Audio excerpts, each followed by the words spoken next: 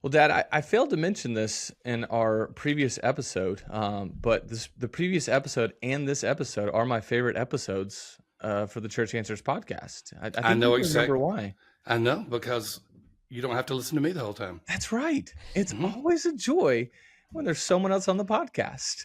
Uh, it's joy. Hey, we're excited to be at a second episode here with Dr. Miller, Andy Miller, the president of Wesley Biblical Seminary. And if you're jumping in with us for the first time, maybe you're a brand new listener. First of all, welcome to the Church Answers podcast. My name's Jess Rayner. I'm here with my dad, Thom Rayner, and we do have the president of Wesley Biblical Seminary here today with us for a second episode. Andy, welcome back.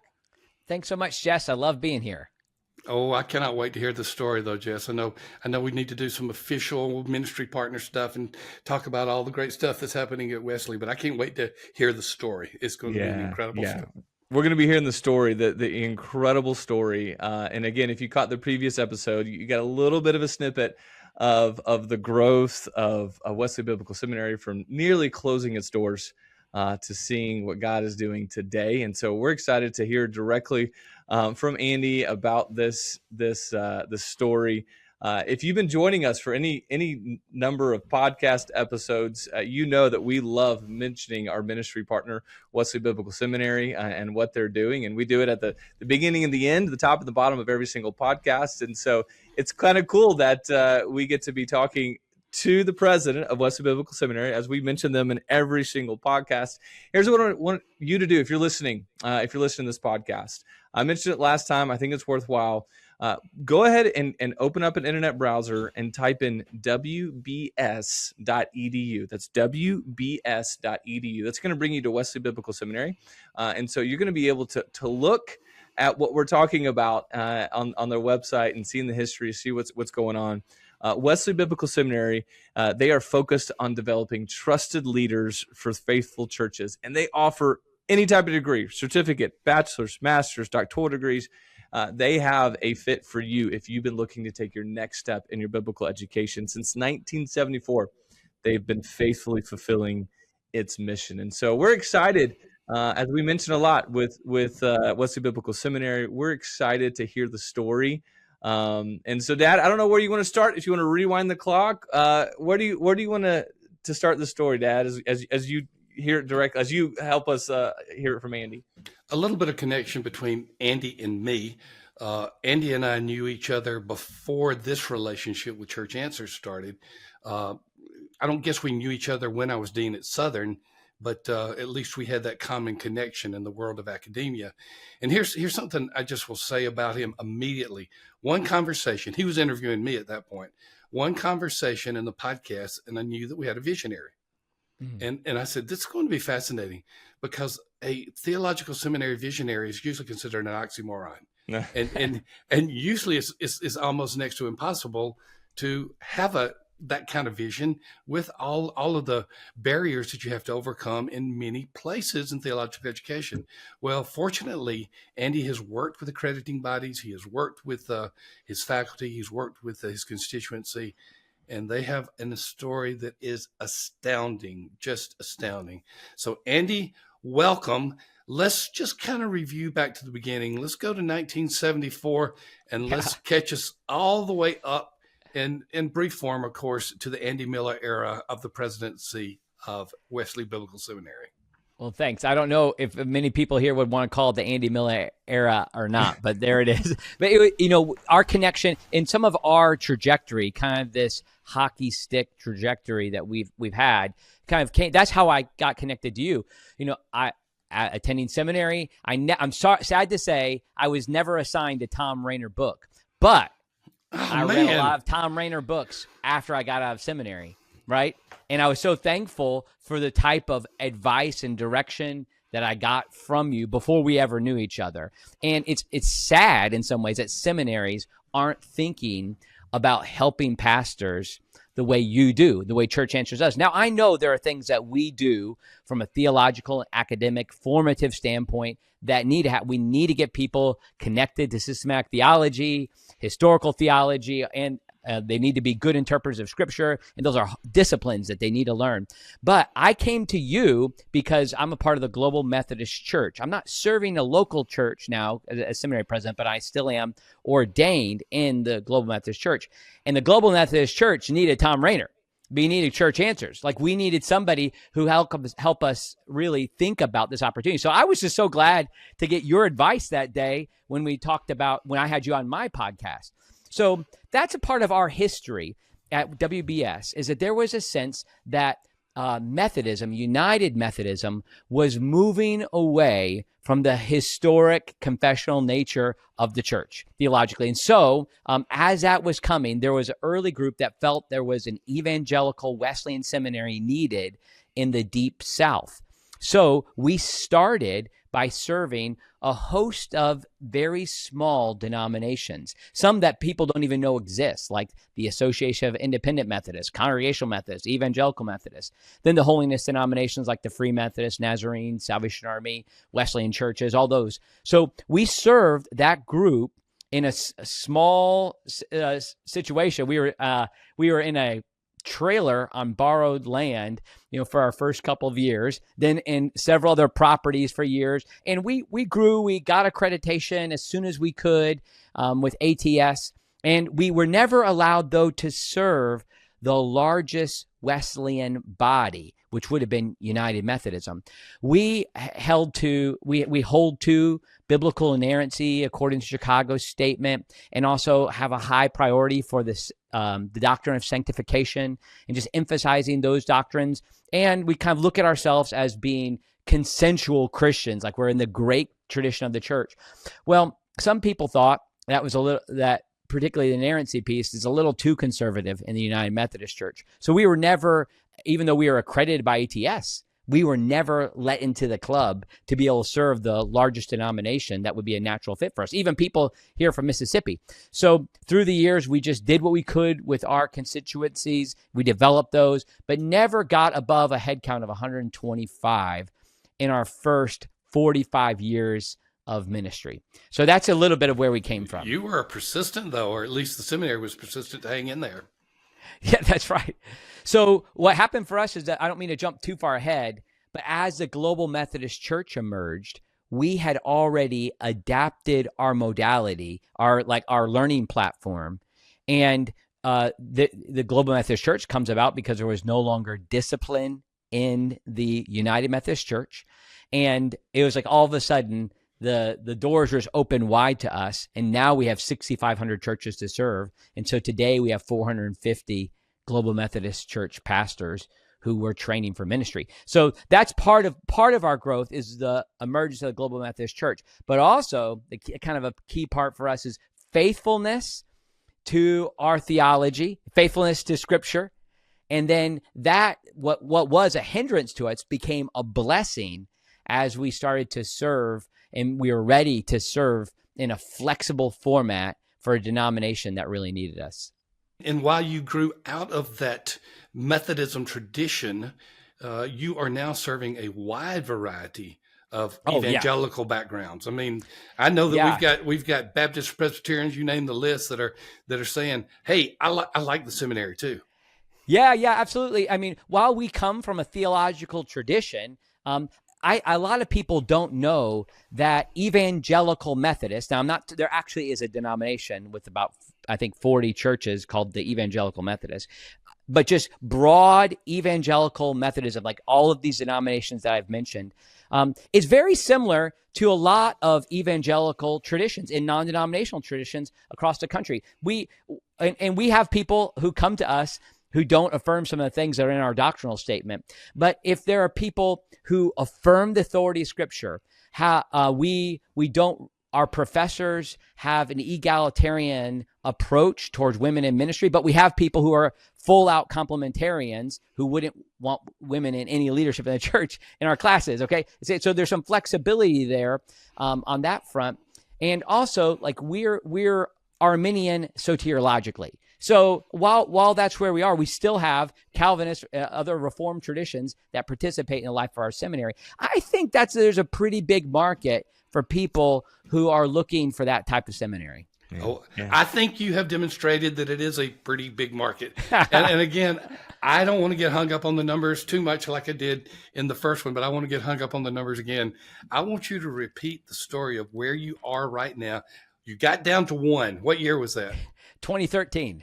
20. Now, keep that in perspective, Jess. 2013, one student, and today, We have 634 students. and that's on the academic curriculum, Right. And then over 800 when you include those who are participating in, just our certificate programs and the like. And I just simply want to say, since I came from an academic background somewhat, those numbers are not small. Let me just simply say that the world of theological education, the world of seminary, is much smaller than, say, Indiana University football. Indiana University. Why do we have to bring that up again? Yeah, there it is. So these are some incredible numbers, and it's not just the absolute number of 600, 800.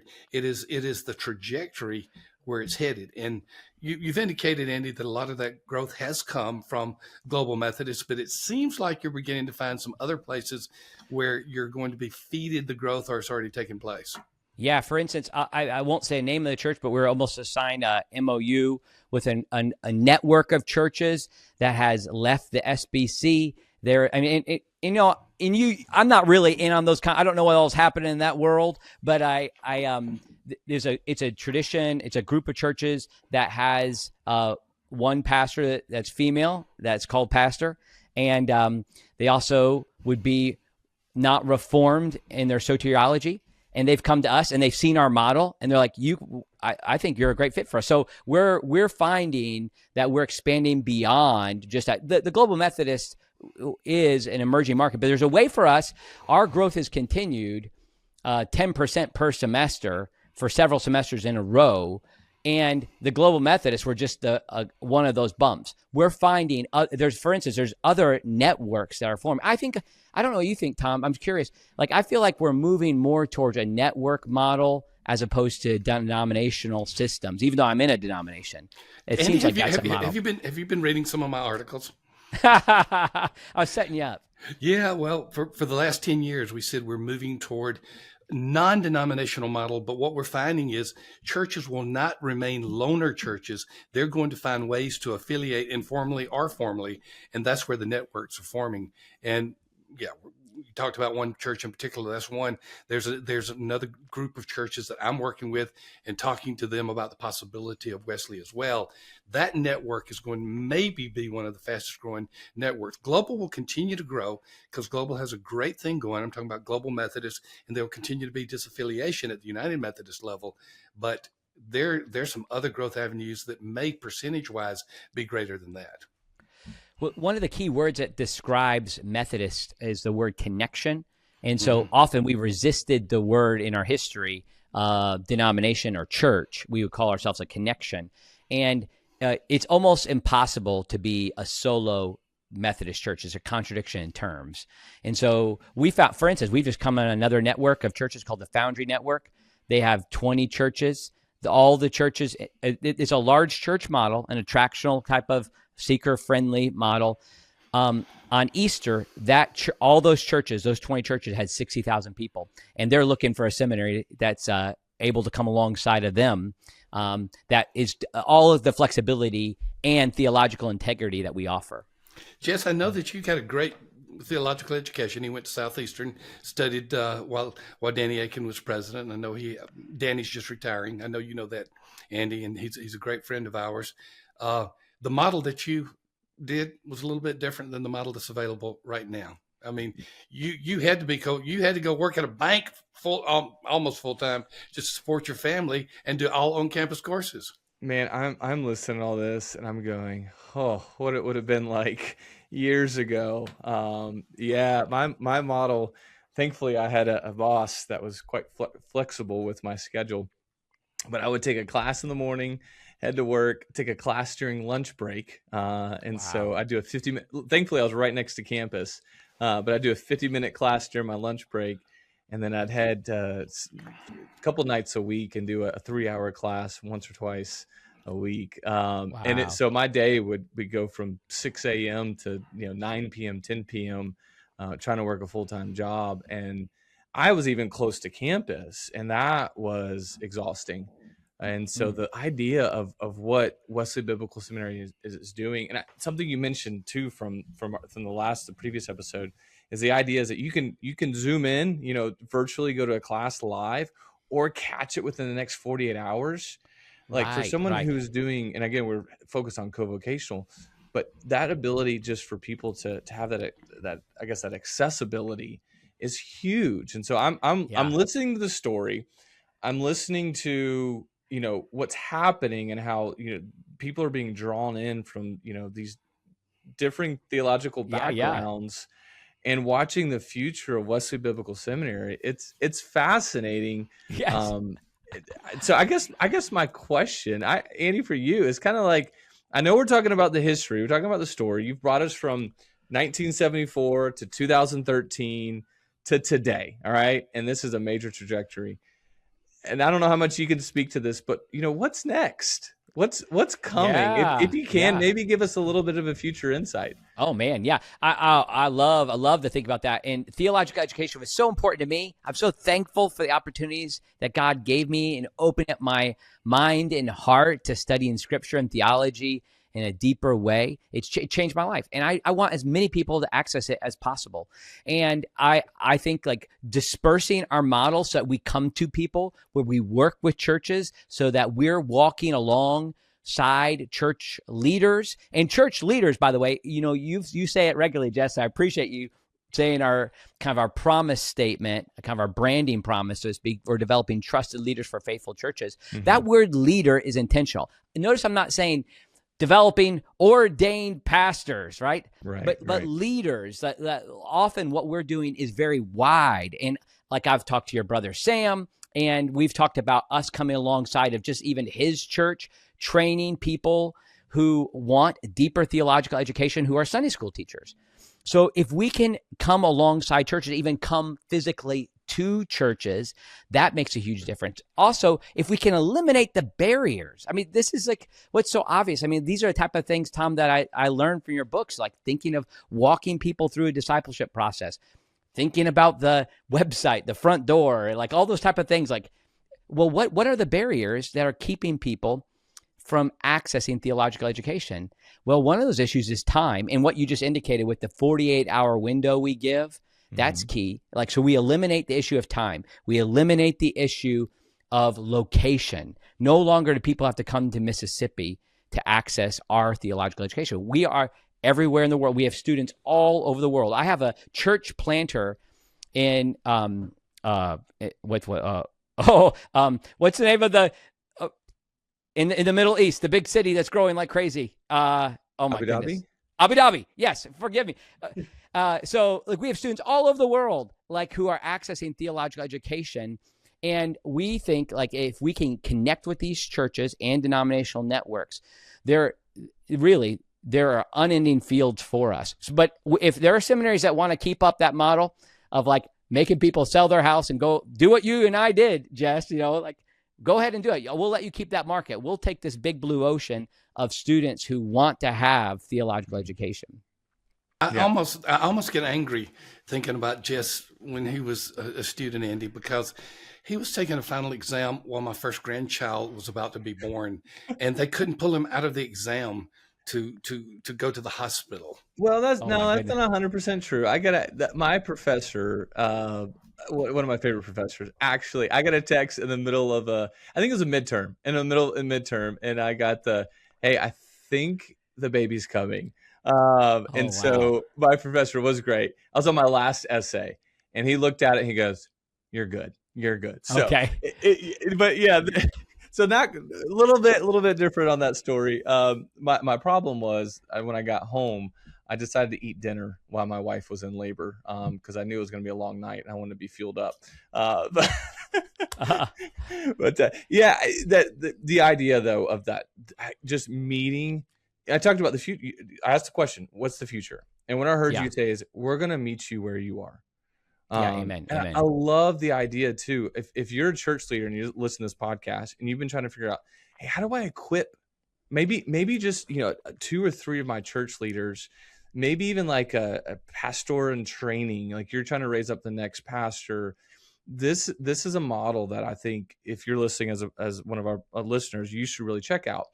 Because here's what we're doing at Church Answers in partnership with Wesley Biblical Seminary. We've actually created a bridge program. And so you can go check us out, churchanswers.com. Just look for our bridge program on our website. What we offer through our certificate is 9 hours into 37 hours of a master's degree. And so again, Andy, what I hear you saying, you talk about the future. This is just one example with Church Answers that you're doing with Wesley Biblical Seminary of meeting people where they are. And so our listeners, that's so important to hear, because it's like, maybe I can do this. Yeah, we believe in what you guys are doing, and like we think Church Answers University is a strong program. It's doing what we do, developing trusted leaders for faithful churches, and so we want to honor that work that's done. There's an assessment process you all have, and we think we've from an accreditation standpoint, we're good on this front. And I have a couple of students that are like a great model of this, like come to us, co-vocational idea. I had two students who are in Colorado City, Texas. Their names are Sterling Burleson and Caleb Jackson. They were part of United Methodist Church that disaffiliated, but then there was no pastor for them.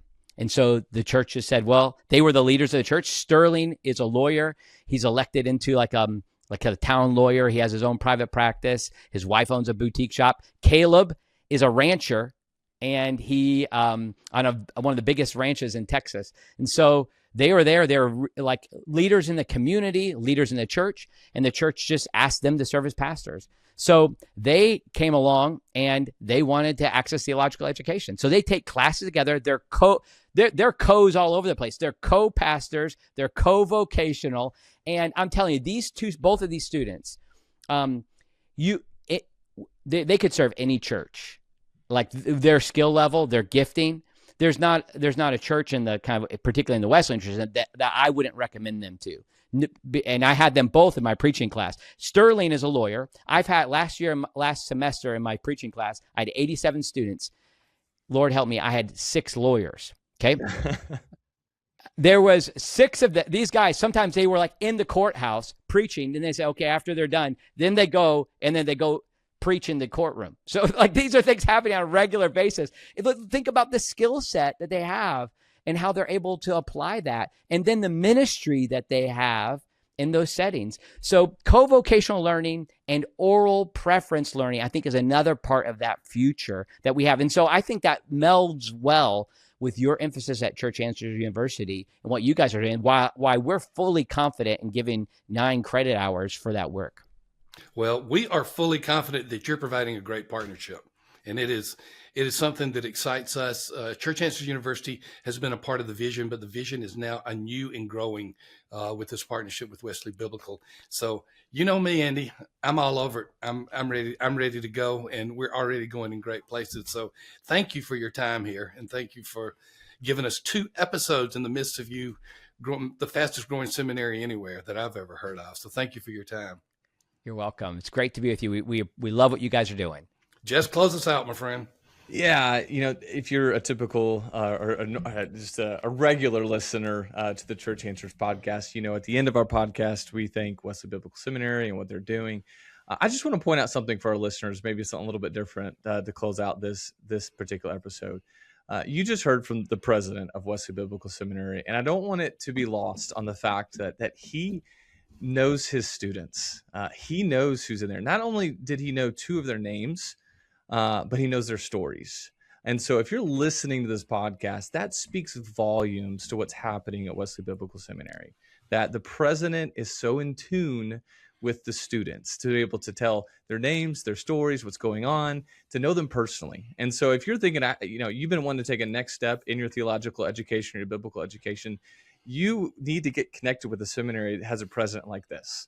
And so if you've been on the fence at all, I hope that alone in this episode causes you to jump over to wbs.edu, find out more information, and go see what the fit can be, because based off everything we're learning about Wesley Biblical Seminary, they are going to be the fit. They're going to find a way to make sure you are able to take those next steps you've been looking for, because you have a president who cares, and that speaks volumes. So, Andy, thank you once again for being on the episode. We're so thankful for all of our listeners for joining us today.